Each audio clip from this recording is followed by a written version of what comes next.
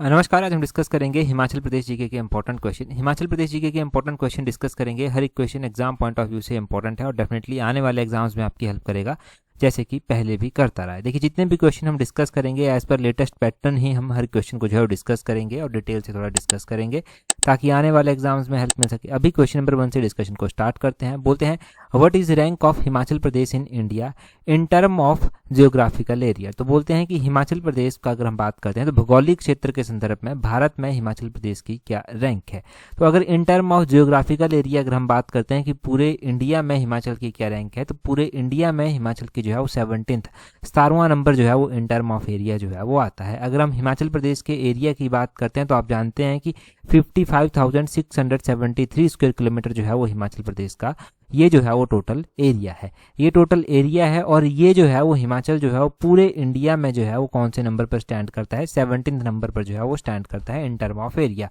अगर हम बात करते हैं कि लार्जेस्ट स्टेट इंडिया का जो है वो कौन आता है इन टर्म ऑफ एरिया, और अगर हम स्मॉलेस्ट स्टेट की भी बात करेंगे कि स्मॉलेस्ट स्टेट जो है वो कौन सा आता है इन टर्म ऑफ एरिया, तो लार्जेस्ट स्टेट की अगर हम बात करें तो Rajasthan in term of area जो है वो सबसे बड़ा स्टेट जो है वो आता है। अगर हम स्मॉलेस्ट स्टेट की बात करते हैं कि इंडिया का जो है वो smallest state in term of area कौन सा आता है, तो वो गोवा आता है, जहां पर हिमाचल का एरिया जो है वो 55,673 स्क्वायर किलोमीटर है। वहीं पर गोवा सबसे छोटा स्टेट है, तो गोवा का जो एरिया है वो है 3,702 स्क्वायर किलोमीटर। और जहां पर हम बात करते हैं कि हिमाचल प्रदेश का जो है वो सबसे 17 नंबर है in term of area, Rajasthan का सबसे ज़्यादा एरिया है, तो राजस्थान का जो लैंड एरिया है वो लगभग 3,42,239 स्क्वायर किलोमीटर जो है वो आता है। तो ये आपने जो है वो सारा ध्यान रखना है इन टर्म ऑफ एरिया की। आगे भी हिमाचल के बारे में अलग अलग क्वेश्चन जो है वो बन जाते हैं कि हिमाचल का जो है वो कौन सा डिस्ट्रिक्ट कितना एरिया कवर करता है इन टर्म ऑफ एरिया, सबसे बड़ा डिस्ट्रिक्ट हिमाचल का जो है वो कौन सा आता है। अगर सबसे बड़ा डिस्ट्रिक्ट की अगर हम बात करते हैं हिमाचल प्रदेश के कि सबसे बड़ा district in term of area जो है वो कौन सा आता है, तो लाहौल स्पीति डिस्ट्रिक्ट जो है वो इन टर्म ऑफ एरिया जो है वो सबसे बड़ा डिस्ट्रिक्ट आता है। अगर सबसे छोटे डिस्ट्रिक्ट की बात करते हैं कि सबसे छोटा डिस्ट्रिक्ट जो है वो कौन सा आता है, सबसे छोटा डिस्ट्रिक्ट जो है वो हमीरपुर डिस्ट्रिक्ट जो है वो इन टर्म ऑफ एरिया सबसे छोटा डिस्ट्रिक्ट जो है वो आता है। अगर इन डिस्ट्रिक्ट्स के एरिया की बात करें, लाहौल स्पीति का जो एरिया आता है वो आता है लगभग, लाहौल स्पीति का एरिया यहाँ पर लिख देता हूँ, 13,841 स्क्वायर किलोमीटर, जो कि पूरे हिमाचल के एरिया का 24.86% जो है वो कवर करता है। सबसे छोटा डिस्ट्रिक्ट हो गया Hamirpur district in term of area. Hamirpur का जो एरिया आता है वो कितना आता है, हमीरपुर का एरिया 1,118 स्क्वायर किलोमीटर आता है, जो कि पूरे हिमाचल के एरिया का 2.01% जो है वो कवर करता है। तो इतना सब यहाँ से नोट करना है। अगला क्वेश्चन देखिए क्या बोलते हैं cold desert biosphere reserve is India dash UNESCO biosphere reserve. तो देखिए, अभी जो है वो 2025 की बात है। ये जो कोल्ड डिजर्ट बायोस्फीयर रिजर्व है, इसको जो है वो यूनेस्को की बायोस्फीयर रिजर्व लिस्ट में जो है वो शामिल किया गया। अभी पहले तो पता है आपको कि ये कोल्ड डिजर्ट बायोस्फीयर रिजर्व जो है वो कहाँ पर आता है। ये हमने गिरिराज पत्रिका में भी पढ़ा है, मिशन एलाइड में भी पढ़ा है, HPRC के द्वारा भी पूछा जा चुका है कि ये कहाँ पर स्थित है। तो ये लाहौल स्पीति के स्पीति वैली में जो है वो आता है। अब बोलते हैं कि ये यूनेस्को के द्वारा बायोस्फीयर रिजर्व में जो है वो ऐड किया गया है, तो इंडिया का कौन से नंबर का बायोस्फीयर रिजर्व जो है ये है, तो इंडिया का जो है ये 13 नंबर का 13वां जो है वो बायोस्फीयर रिजर्व जो है वो आता है। कौन सा 13वां जो है ये बायोस्फीयर रिजर्व जो है वो आता है, ये आपने जो है ध्यान रखना है। अगर कोल्ड डिजर्ट बायोस्फीयर रिजर्व के बारे में कुछ और भी अगर हम इंपॉर्टेंट बातें इसके बारे में जाने, तो देखिए ये जो बायोस्फीयर रिजर्व था ये अगस्त 2009 में स्थापित जो था वो किया गया था। कौन से ईयर में, अगस्त 2009 में इसकी स्थापना जो था वो की गई थी। यूनेस्को के द्वारा जो इसे अपनी हेरिटेज लिस्ट में शामिल किया गया, वो कौन से ईयर में जो है वो किया गया, यूनेस्को के द्वारा 2025 में जो है वो इसको ऐड जो था वो किया गया था। 2025 में जो है वो यूनेस्को की जो है वो world Congress of biosphere reserve हुई थी चाइना के होंगजाओ रीजन में, जहां पर ये डिसाइड किया गया कि इसको ये जो कोल्ड डिजर्ट है इसको जो है वो बायोस्फीयर रिजर्व की लिस्ट में जो है वो रखना है। ये आपको यहाँ से याद होना चाहिए, पता होना चाहिए। अगर हम बात करते हैं कि पूरे इंडिया में कितने ऐसे बायोस्फीयर रिजर्व आते हैं जो यूनेस्को के द्वारा इंस्क्राइब्ड है, मतलब जो यूनेस्को के द्वारा अपने लिस्ट में जो है वो शामिल जो है वो किए गए हैं, तो बायोस्फीयर रिजर्व का ध्यान रखना है कि इंडिया में जो बायोस्फीयर रिजर्व आते हैं वो जो है वो 13 ही ऐसे बायोस्फीयर रिजर्व आते हैं, 13 ही ऐसे बायोस्फीयर रिजर्व आते हैं जो यूनेस्को के द्वारा अपनी लिस्ट में जो है वो शामिल किए गए हैं। अब ये 13 बायोस्फीयर रिजर्व जो है वो कौन कौन से आते हैं ये भी आपको पता होना चाहिए। ये एक बार रिवाइज ही कर लेते हैं क्योंकि जियोग्राफी का सेक्शन होता है वहाँ पर भी ये इंपॉर्टेंट क्वेश्चन बनता है। तो एक तो नीलगिरी बायोस्फीयर रिजर्व आता है। ये जो नीलगिरी बायोस्फीयर रिजर्व आता है ये सबसे पहला बायोस्फीयर रिजर्व है। लगभग वर्ष 2000 में जो है वो इसको यूनेस्को के वर्ल्ड नेटवर्क में जो है वो शामिल किया गया था। इसमें नीलगिरी रिजर्व आता है, ये केरला, तमिलनाडु, कर्नाटक इन 3 स्टेट्स को टच करता है। उसके बाद गल्फ ऑफ मन्नार आता है जो तमिलनाडु में स्थित है, सुंदरबन आता है जो वेस्ट बंगाल में स्थित है, नंदा देवी आता है जो उत्तराखंड में स्थित है, नोक्रेक आता है जो कि मेघालय में स्थित है, पंचमढ़ी आता है जो कि मध्य प्रदेश में स्थित है, सिंपली फाल बायोस्फीयर रिजर्व आता है जो उड़ीसा में स्थित है, और ऐसे ही अचानकमर और अमारकंटक ये भी जो है वो आते हैं। ये कहाँ पर जो है वो आते हैं, ये जो अचानकमार और अमरकंटक आते हैं ये छत्तीसगढ़ और मध्य प्रदेश में आते हैं। ग्रेट निकोबार आता है, ये आपको पता है अंडमान निकोबार में जो है वो आता है। अगस्त्य मलाई आता है जो केरल तमिलनाडु के बीच में आता है, और एक जो है वो खांगचेंदजोंगा ये आता है, ये सिक्किम में स्थित है। एक पन्ना बायोस्फीयर रिजर्व आता है जो मध्य प्रदेश में स्थित है, और एक अभी हमारा कोल्ड डिजर्ट बायोस्फीयर रिजर्व है जो लेटेस्ट ऐड किया गया है 2025 में। ये लेटेस्ट वाला है कोल्ड डिजर्ट से पहले जो ऐड किया गया था वो 2020 में किया गया था पन्ना को। ठीक है, ये आपने जो है वो यहाँ से नोट करना है सारा का सारा। अगला क्वेश्चन देखिए क्या बोलते हैं अगले क्वेश्चन में बोलते हैं what is contribution of crop sub sector to total agriculture and allied sector GVA for the year 2024-25। तो ऑब्वियसली जब यहाँ पर हम बात कर रहे हैं हिमाचल जीके की, तो हिमाचल के कॉन्टेक्स्ट में ही ये क्वेश्चन जो है वो पूछा गया है कि आपको ये बताना है कि हिमाचल की जो एग्रीकल्चर और अलाइड सेक्टर है उसकी GVA में जो है वो क्रॉप सेक्टर का कंट्रीब्यूशन जो है वो कितना जो है वो रहता है। तो आपको किसका क्रॉप सेक्टर का कंट्रीब्यूशन जो है वो आपको बताना है। अगर हम बात करते हैं क्रॉप सेक्टर के कंट्रीब्यूशन की GVA में, GVA भी किसकी, एग्रीकल्चर और अलाइड सेक्टर की, तो इसकी जो है वो इसका कंट्रीब्यूशन 57.12% जो है वो रहता है। ठीक है, हमारे पास जो है वो एक और क्वेश्चन ऐसे ही बनता है जो इससे पहले हमने देखा भी था, भी एग्जाम में पूछा गया था कि कौन सा एग्रीकल्चर का सब सेक्टर ऐसा है जो GVA में जो है वो सबसे ज़्यादा कंट्रीब्यूट जो है वो करता है, तो वो क्रॉप सब सेक्टर ही जो है वो आता है। क्रॉप सब सेक्टर जो है वो 57.12% जो है वो कंट्रीब्यूट करता है। इसके अलावा और कौन कौन से हमारे पास सब सेक्टर आते हैं एग्रीकल्चर के, एक फॉरेस्ट्री और लॉगिंग आता है। फॉरेस्ट्री कितना करता है, ये 24.4% जो है वो करता है फॉरेस्ट्री। उसी तरह जो है वो लाइव स्टॉक सेक्टर भी जो है वो आता है। लाइव स्टॉक सेक्टर जो है वो कितना करता है, लाइव स्टॉक सेक्टर जो है वो 17.45% जो है वो करता है। और सबसे कम कंट्रीब्यूशन जो है वो फिशिंग सेक्टर का जो है वो रहता है।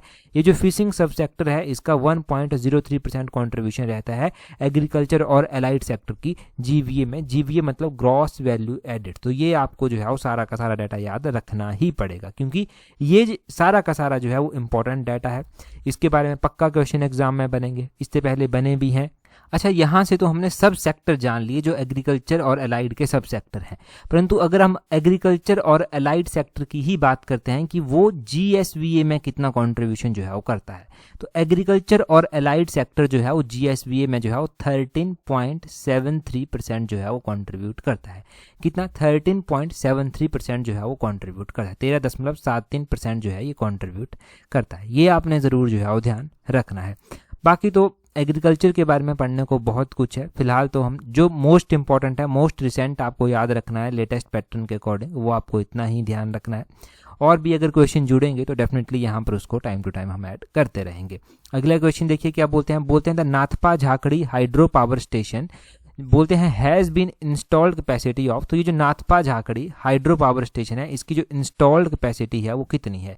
हिमाचल प्रदेश में अलग अलग हाइड्रो इलेक्ट्रिक प्रोजेक्ट जो है वो आते हैं और ये अलग अलग नदियों के ऊपर बने हुए हैं। अगर सबसे ज़्यादा इलेक्ट्रिसिटी प्रोडक्शन की हम बात करते हैं तो सतलुज नदी की कैपेसिटी जो है वो ज़्यादा है थोड़ी। अगर हम बात करते हैं कि ये नाथपा झाकड़ी परियोजना कौन सी नदी के ऊपर आती है, तो ये भी सतलुज नदी के ऊपर ही जो है वो आती है। और इसकी कैपेसिटी की बात करते हैं कि ये कितने मेगावाट की जो है वो परियोजना है, तो ये 1500 मेगावाट की जो है वो परियोजना है। ऑप्शन सी जो है वो इसका सही आंसर हो जाएगा। इसके बारे में क्वेश्चन ये भी बने हैं कि ये कौन से डिस्ट्रिक्ट में आती है, क्वेश्चन ये भी बना है कि ये कितने मेगावाट की जो है वो आती है। तो ये नाथपा झाकड़ी परियोजना जो है वो किन्नौर और शिमला की बाउंड्री पर जो है वो आती है। 1500 मेगावाट की ये परियोजना है। सतलुज नदी के ऊपर जो महत्वपूर्ण परियोजनाएं बनी हुई हैं, जिनमें संजय विद्युत परियोजना जो है वो आता है, जिसको भाभा परियोजना के नाम से भी आप जानते हैं। ये जो है वो सतलुज नदी के ऊपर बनी हुई है किन्नौर डिस्ट्रिक्ट में। लगभग 120 मेगावाट की ये परियोजना है। एक खाब परियोजना आती है, ये किन्नौर डिस्ट्रिक्ट में स्थित है, सतलुज रिवर बेसिन पर ही बनी हुई है। लगभग 1020 मेगावाट की ये परियोजना जो है वो आती है। कड़छम वांगटू परियोजना आती है, ये भी किन्नौर में स्थित है, सतलुज रिवर बेसिन पर ही बनी हुई है और लगभग 1000 मेगावाट की जो है ये परियोजना आती है। वैसे ही जो है वो एक रुकती परियोजना भी आती है 1.5 मेगावाट की। ये रुकती परियोजना भी सतलुज रिवर बेसिन पर ही बनी हुई है, किन्नौर में स्थित है, और ये कैपेसिटी तो मैंने बता दी 1.5 मेगावाट इसकी कैपेसिटी है। और एक सोंगटोंग करछम परियोजना आती है। एक तो हमने करछम वांगटू परियोजना पढ़ी 1000 मेगावाट की, एक सोंगटोंग करछम परियोजना भी आती है जो 450 मेगावाट की जो है वो परियोजना है और सतलुज रिवर बेसिन पर बनी हुई है, किन्नौर डिस्ट्रिक्ट में जो है वो स्थित है। ठीक है, सतलुज की मुख्य सहायक नदियों में जो है वो एक बसपा नदी भी जो है वो आती है।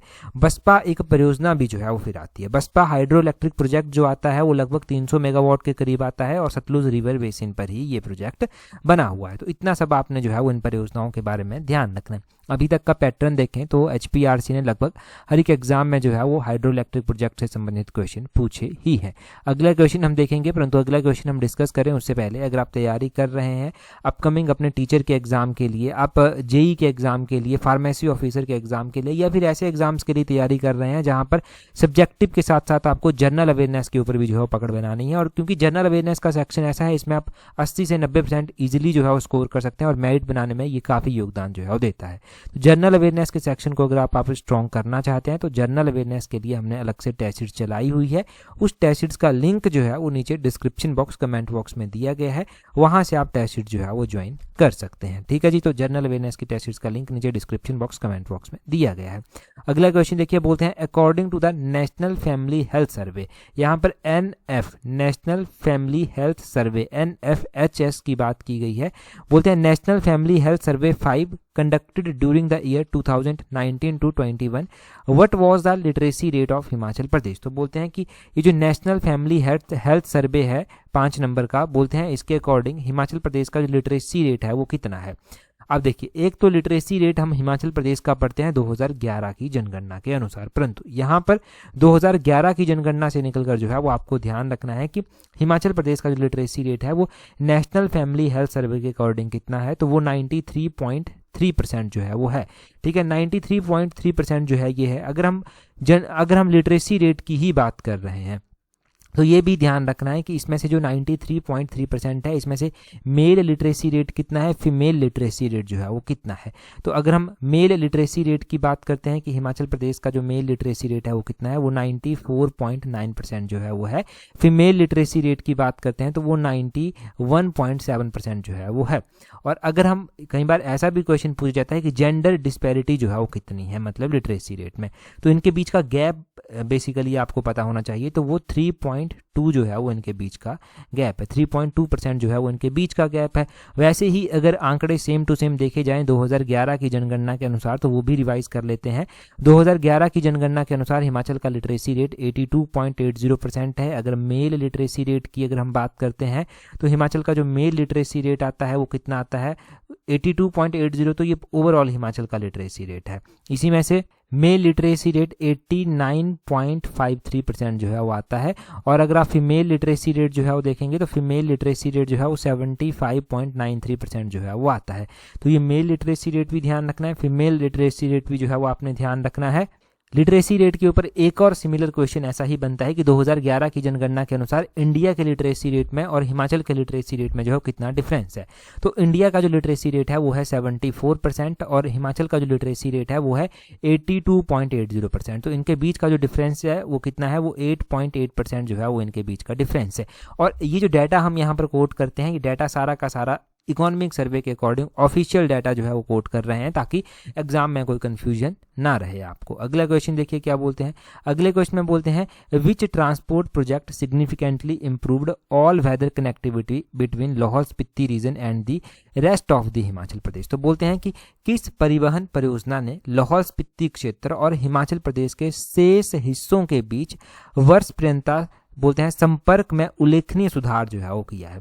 तो हमारे पास जो है वो अलग अलग ऐसे प्रोजेक्ट हुए हैं, परिवहन परियोजनाएं जो है वो आई हैं जिन्होंने रोड कनेक्टिविटी को जो है वो इम्प्रूव किया है। तो यहाँ पर एक अटल टनल रोहतांग कर जो है वो नाम दिया गया है। तो अटल टनल की अगर हम बात करते हैं तो अटल टनल के द्वारा ही जो है वो क्या किया गया है, अटल टनल के द्वारा ही जो है वो कनेक्टिविटी को इम्प्रूव किया गया है। ऑप्शन सी इसका सही आंसर हो जाएगा। ये एक ट्रांसपोर्ट प्रोजेक्ट है और इसने जो है वो ऑल वेदर कनेक्टिविटी को जो है वो इम्प्रूव किया है। पहले ऐसा होता था कि लाहौल स्पीति में जब बर्फ पड़ जाती थी तो कनेक्टिविटी जो है वो नहीं होती थी बाई रोड। परंतु जब से ये टनल बनी हुई है अटल टनल, तब से कनेक्टिविटी बहुत आसान जो है वो हो गई है। इस अटल टनल के बारे में अलग अलग तरह से क्वेश्चन बनते हैं। एक तो ये क्वेश्चन जो है वो बन जाता है कि अटल टनल जो है वो जो है वो कौन से नंबर नेशनल हाईवे पर जो है वो आती है। तो नेशनल हाईवे नंबर 3 आपने जो है वो ध्यान रखना है। दूसरा आपने ध्यान रखना है कि कितने किलोमीटर लंबी टनल जो है वो आती है। तो ये लगभग 9.02 किलोमीटर लंबी टनल जो है वो आती है। और ये कितनी लेन टनल है, कितनी लेन्स इसमें है, तो 2 लेन्स इसमें है। ये भी ऐसा क्वेश्चन पूछा नहीं गया है अभी तक, हो सकता है आगे पूछ लिया जाए, तो पता होना चाहिए बेसिक नॉलेज के लिए आपको कि 2 लेन टनल जो है ये है। और साथ में ही जो है वो आपको ये भी ध्यान रखना है कि जो अटल टनल आती है ये रोहतांग पास को बाईपास करती है। तो ये पीर पंजाल, ईस्टर्न पीर पंजाल रेंज जो हिमालय की है उसमें जो है वो लाई करती है। तो ये सब आपको इस टनल के बारे में पता होना चाहिए, ये सब आपको प्रोजेक्ट के बारे में पता होना चाहिए। अगला क्वेश्चन देखिए क्या बोलते हैं। अगले क्वेश्चन में बोलते हैं Lakshmi Narayan temple complex built by Raja Sahil Varman in the 10th century at Chamba in Himachal Pradesh was constructed in which of the following architectural style. तो बोलते हैं कि हिमाचल प्रदेश में है, हिमाचल प्रदेश का जो चंबा जिला है वहां पर लक्ष्मी नारायण मंदिर जो है वो स्थित है। अब बोलते हैं यहाँ पर जो लक्ष्मी नारायण मंदिर जो है वो स्थित है ये राजा साहिल वर्मन के द्वारा लगभग 10th सेंचुरी में जो है वो बनवाया गया था। परंतु ये कौन से आर्किटेक्ट स्टाइल में बनवाया गया था, ये क्वेश्चन जो है वो यहाँ पर पूछा गया है। हम बात यहाँ पर इसके आर्किटेक्ट स्टाइल की कर लेते हैं कि लक्ष्मी नारायण टेम्पल जो है वो कौन से आर्किटेक्ट स्टाइल में बनवाया गया है। तो ये टेम्पल जो है वो शिखर आर्किटेक्ट स्टाइल में बनवाया गया है। ऑप्शन बी इसका जो है वो सही आंसर हो जाएगा। लक्ष्मी नारायण टेम्पल जो है 6 मंदिरों का समूह है, ये आपने ध्यान रखना है। राजा साहिल वर्मन के द्वारा लगभग 10th सेंचुरी में ये बनवाया गया है। कई बार क्वेश्चन ये भी पूछा गया है, एक बार HAS में बहुत पहले ये क्वेश्चन स्टेटमेंट में पूछा गया था कि कौन सी सेंचुरी में ये बना था। तो ये 10th सेंचुरी में जो है वो बना हुआ मंदिर है। चंबा में काफ़ी इंपॉर्टेंट और काफ़ी फेमस टेम्पल आते हैं। अगर हम राजा साहिल वर्मन से ही स्टार्ट करते हैं डिस्कशन को, तो राजा साहिल वर्मन के द्वारा चंबा शहर की स्थापना की गई थी, जो कि रावी नदी के किनारे जो है वो आता है। अगर हम चंबा शहर की बात कर रहे हैं, साहिल वर्मन की जो है वो बात कर रहे हैं, तो साहिल वर्मन के द्वारा जो है ये प्रसिद्ध मंदिर बनवाया गया था, एक लक्ष्मी नारायण मंदिर। और इसके अलावा चंद्रगुप्त और कामेश्वर टेम्पल भी जो था वो बनवाए गए थे। चंबा जो रियासत थी ना, चंबा रियासत की स्थापना राजा मेरू वर्मन के द्वारा की गई थी। उनके द्वारा शक्ति देवी टेम्पल बनवाया गया था छतराड़ी में, जिसको छतराड़ी टेम्पल भी बोलते हैं, और ये पेंट रूफ स्टाइल में बनवाया गया था। जो बनाने वाले मेन आर्किटेक्ट थे वो गुग्गा जो है वो मेन आर्किटेक्ट थे, और इन्हीं के द्वारा जो है वो लक्षणा देवी मंदिर भी पेंट रूफ आर्किटेक्ट स्टाइल में बनवाया गया था। ये भी गुग्गा के द्वारा ही जो है वो बनाया गया था। मणि महेश टेम्पल भी जो है वो चंबा में स्थित है, ये भी मेरू वर्मन के कार्यकाल के दौरान ही बनवाया गया। भरमौर में स्थित है, नगाड़ा स्टाइल में जो है वो इसको बनवाया गया था। तो ये चंबा के इंपॉर्टेंट प्रोमिनेंट मंदिर हैं जो आपको जो है वो ध्यान रखने हैं। नेक्स्ट क्वेश्चन देखते हैं हमारे पास क्या पूछा गया है। नेक्स्ट क्वेश्चन में यहाँ पर बोलते हैं what percentage of subsidy is provided under the him कुक्कुट पालन योजना on both capital investment and recurring cost. तो ये क्वेश्चन पहले भी हमने पढ़ा है, परंतु बार बार पढ़ना इस क्वेश्चन को जरूरी है क्योंकि ये क्वेश्चन इंपॉर्टेंट है। सब्सिडी से मिलता जुलता क्वेश्चन ये है। अब बोलते हैं कि एक हिम कुक्कुट पालन योजना जो है वो चलाई गई है। अब ये हिम कुक्कुट पालन योजना जो चलाई गई है, बोलते हैं इसके तहत जो है वो कितनी सब्सिडी जो है वो दी जाती है। ठीक है, सब्सिडी की बात यहाँ पर की गई है कि कितनी सब्सिडी जो है वो इस योजना के तहत जो है वो दी जाती है। तो आपने ध्यान रखना है 60% सब्सिडी जो है उस हिम कुक्कुट पालन योजना के तहत जो है वो दी जाती है। कितनी? 60% सब्सिडी जो है वो इसके तहत दी जाती है। अब हम इस हिम कुक्कुट पालन योजना के बारे में थोड़ा सा और भी जान लेते हैं। ये जो फाइनेंशियल ईयर 2025-26 है, इस 2025-26 फाइनेंशियल ईयर के दौरान जो है वो 45 लाख रुपया जो है वो एलोकेट किया गया है। और बोलते हैं कि इसमें जो है वो ईच बेनिफिशियरी जो होगा उसको 3000 डे ओल्ड ब्रॉयलर चिक्स जो है वो चिक्स अलोंग विद फीड जो है वो दिए जाएंगे, जिसमें फीड, फीडर और ड्रिंकर सब कुछ जो है वो होगा। 60% सब्सिडी जो है वो दी जाएगी। और अगर हम दिसंबर 2025 तक बात करते हैं तो 11 बेनिफिशरीज जो हैं वो इस योजना के तहत रह चुके हैं। तो कई बार तो ये भी क्वेश्चन पूछा गया है कि कितने बेनिफिशरीज जो हैं वो इस योजना के तहत, किसी भी योजना के तहत जो है रह चुके हैं। तो इस हिम कुक्कुट पालन योजना के तहत जो है वो कितने 11 बेनिफिशरीज जो हैं रह चुके हैं दिसंबर 2025 तक। नेक्स्ट वन क्वेश्चन देखते हैं हमारे पास क्या पूछा गया है। बोलते हैं Him Parivar project was launched by chief minister Shri Sukhvinder Singh Sukhu on. तो बोलते हैं कि हिम परिवार ये जो है वो किस तरह का पोर्टल जो है वो चलाया गया है, इस तरह का प्रोजेक्ट जो है वो चलाया गया है। अब बोलते हैं ये जो हिम परिवार कर जो है वो प्रोजेक्ट चलाया गया है, बोलते हैं ये प्रोजेक्ट मुख्यमंत्री सुखविंदर सिंह सुक्खू के द्वारा जो है वो कब लॉन्च जो है वो किया गया था। तो ये आपने ध्यान रखना है कि जो हिम परिवार कर एक प्रोजेक्ट है, ये 25 जनवरी 2025 को, कौन सी 25 जनवरी 2025 को जो है वो लॉन्च किया गया था। इसका जो है वो ऑप्शन सी सही आंसर हो जाएगा। और ये जो है वो उस टाइम हिमाचल स्टेटहुड डे के उपलक्ष्य पर जो है वो लॉन्च किया गया था। कब किया, कहाँ से किया गया था? ये बैजनाथ से जो था वो किया गया था। ये बैजनाथ जो है, बैजनाथ का पुराना नाम क्या है आपको पता है? बैजनाथ का पुराना नाम जो है वो कीरग्राम है। बैजनाथ में जो है वो बैजनाथ टेम्पल भी आता है, शिव टेम्पल। अब आपने कमेंट कर बताना है कि ये टेम्पल जो है वो किसके द्वारा जो था वो बनवाया गया था। हमने पढ़ा था ये अभी कुछ टाइम पहले ही, तो अभी आप कमेंट कर बताएंगे कि किसके द्वारा जो है वो ये बनवाया गया था। तो यहाँ से इतने कॉन्सेप्ट क्लियर किए, अगले क्वेश्चन की ओर चलते हैं। नेक्स्ट क्वेश्चन में क्या पूछा गया है? अगले क्वेश्चन में पूछा गया है, in which year the construction of Pathankot Jogindernagar narrow gauge railway line was started, कि ये जो Pathankot Jogindernagar narrow gauge railway line है, इसका निर्माण जो है वो कौन से ईयर में जो है वो स्टार्ट हुआ था। हिमाचल में जो रेलवे है उसमें मुख्य रूप से एक तो ये पठानकोट जोगिंदरनगर आ जाती है, कालका शिमला जो है वो मुख्य रूप से आ जाती है। इनके बारे में क्वेश्चन जो है वो लगभग पूछे ही जाते हैं। क्या क्या क्वेश्चन पूछ जाते हैं वो अभी देख लेते हैं। ये जो पठानकोट और जोगिंदरनगर रेलवे लाइन है, ये जो इसकी कंस्ट्रक्शन स्टार्ट की गई थी, यहाँ पर सिर्फ स्टार्ट करने का पूछा गया है। 1926 में ये स्टार्ट कर दी गई थी। ये ऑप्शन इसका ए जो है वो सही आंसर हो जाएगा। 1926 में ये स्टार्ट कर दी गई। अब ये बोलते हैं कि ये कंप्लीट जो है वो कौन से ईयर में जो था वो हुई थी, तो इसका ये भी ध्यान रखना है कि ये जो कंप्लीट हुई थी ये लगभग 1929 में जो है वो कंप्लीट हुई, और इसको ट्रैफिक के लिए ओपन जो था वो कर दिया गया था। ये भी पूछ सकते हैं कि ट्रैफिक के लिए कब ओपन किया गया था, तो 1929 में उसको ट्रैफिक के लिए ओपन कर दिया गया था। इसकी जो टोटल डिस्टेंस है वो कितनी है, दूरी कितनी है इसकी, तो 113 किलोमीटर जो है वो इसकी दूरी है। कितनी? 113 किलोमीटर इसकी दूरी है। अब वैसे ही जो है वो कालका शिमला रेलवे लाइन भी जो है वो आती है। कालका शिमला रेलवे लाइन जो है वो ये कब इनॉग्रेट की गई? ये 1903 में जो है वो इनॉग्रेट जो है वो की गई थी। 1903 में ये किसके द्वारा इनॉग्रेट की गई थी? उस टाइम के वाइसराय जो हुआ करते थे लॉर्ड कर्जन के द्वारा इसको इनॉग्रेट किया गया था। फिर बाद में चलकर काम तो धीरे धीरे चलता रहा, और भी इसमें जो सबसे लंबी टनल आती है वो बड़ोग टनल आती है, जो कि डिस्ट्रिक्ट सोलन में जो है वो पड़ती है, और ये लगभग 1143 मीटर लंबी टनल जो है वो आती है। कहते हैं कि जब ये टनल बनी थी तो इसके जो चीफ इंजीनियर थे वो एच.एस. हरिंगटन थे, परंतु काफ़ी दिक्कतें जो है वो इसको बनाने में आ रही थी। तो हिमाचल के इसी क्षेत्र के रहने वाले एक लोकल रेजिडेंट्स थे बाबा भालकू राम, ये चैल क्षेत्र के रहने वाले थे। बाबा भालकू राम ने जो है वो छड़ी लेकर जो है वो रास्ता दिखाया था कि यहाँ से तुम जो है वो आसानी से जो है वो रेलवे ट्रैक जो है वो निकाल सकते हैं, और इन्होंने सुपरवाइज इस तरह से किया कि ये जो है वो रेलवे ट्रैक आसानी से जो है वो यहाँ पर निकल पाया। और ये रेलवे ट्रैक जो आता है ये 96.54 किलोमीटर लंबा रेलवे ट्रैक जो है वो आता है।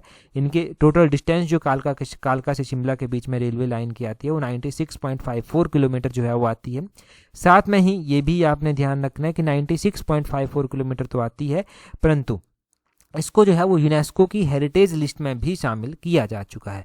अब ये यूनेस्को की हेरिटेज लिस्ट में जो है वो कब शामिल हुई थी, तो वर्ष 2008 में इसको यूनेस्को की हेरिटेज लिस्ट में जो है वो शामिल किया गया था, और तब से लेकर अब तक ये यूनेस्को की हेरिटेज लिस्ट में जो है वो शामिल है। हिमाचल में जो है क्या नैरो गेज ही आती हैं, क्योंकि ये जो जोगिंदरनगर से पठानकोट वाली है ये नैरो गॉज जो है वो है। पठानकोट शिमला वाली जो कालका शिमला वाली है वो भी नैरो गॉज में ही आती है। ब्रॉड गॉज क्या कोई नहीं है, तो ब्रॉड गॉज में जो है नंगल ऊना चरारू कर जो है वो आती है। ये जो नंगल ऊना चरारू कर रेलवे लाइन आती है ये 1991 में जो है ट्रैफिक के लिए ओपन की गई थी, और इसको जो है वो लगभग 33 किलोमीटर जो है वो इसकी दूरी जो है वो मानी गई है। अभी तो आपको पता है बिलासपुर में जो रेलवे लाइन का काम चल रहा है तो वो भी चल रहा है, भानुपल्ली बिलासपुर रेलवे लिंक उसको बोलते हैं, परंतु जब तक वो चला है, जब तक वो ओपन नहीं हो जाता, ऑफिशियली इनॉग्रेट नहीं हो जाता, रेलवे वहाँ पर नहीं दौड़ती, तब तक उसके बारे में ज़्यादा चर्चा नहीं की जा सकती। फिर भी अगर न्यूज़पेपर में कभी कुछ आता है तो उसको आप कवर करते रहना। अगर ऐसा कुछ आता है इंपॉर्टेंट जो गिरिराज पत्रिका में कवर हो रहा है, डेली न्यूज़पेपर में कवर हो रहा है, तो उसको हम अपनी गिरिराज एडिशन में भी कवर जो है वो करते रहते हैं। अच्छा, अगर आप तैयारी ना पंचायत सेक्रेटरी और पटवारी के एग्जाम के लिए कर रहे हैं तो एक ही स्लॉट से आप इन दोनों टेस्ट सीरीज को कवर कर सकते हैं, मतलब एक ही स्लॉट से आप इन दोनों एग्जाम्स को कवर कर सकते हैं। तो ये जो है वो काफ़ी पॉकेट फ्रेंडली टेस्ट सीरीज आपके लिए रहने वाली है। इस टेस्ट सीरीज का लिंक नीचे डिस्क्रिप्शन बॉक्स, कमेंट बॉक्स में दिया गया है। साथ में अगर जूनियर ऑफिस असिस्टेंट के एग्जाम के लिए तैयारी कर रहे हैं तो जूनियर ऑफिस असिस्टेंट की टेस्ट सीरीज का लिंक भी नीचे डिस्क्रिप्शन बॉक्स, कमेंट बॉक्स में है, वहां से आप इसको ज्वाइन कर सकते हैं। As per latest official syllabus जो है वो आप टेस्ट यहाँ पर प्रैक्टिस कर पाएंगे। अगले क्वेश्चन में बोलते हैं according to 2011 census total rural area of Himachal Pradesh is. तो हिमाचल प्रदेश का कुल ग्रामीण क्षेत्र जो है वो कितना है ये आपको बताना है। टोटल एरिया नहीं पूछा गया है, टोटल ग्रामीण एरिया जो है वो सिर्फ और सिर्फ पूछा गया है। तो आप कमेंट कर कर बताएंगे। इससे पिछली वीडियो में मिशन एलाइट की पहला ही क्वेश्चन ये डिस्कस हुआ था। टेलीग्राम पर ज्वाइन करने के लिए अपने टेलीग्राम से @allexam31 करके सर्च करना, आपको हमारा टेलीग्राम चैनल मिल जाएगा। आज की इस वीडियो में इतना ही है। That's all for today. Thank you very much for watching and listening it very patiently.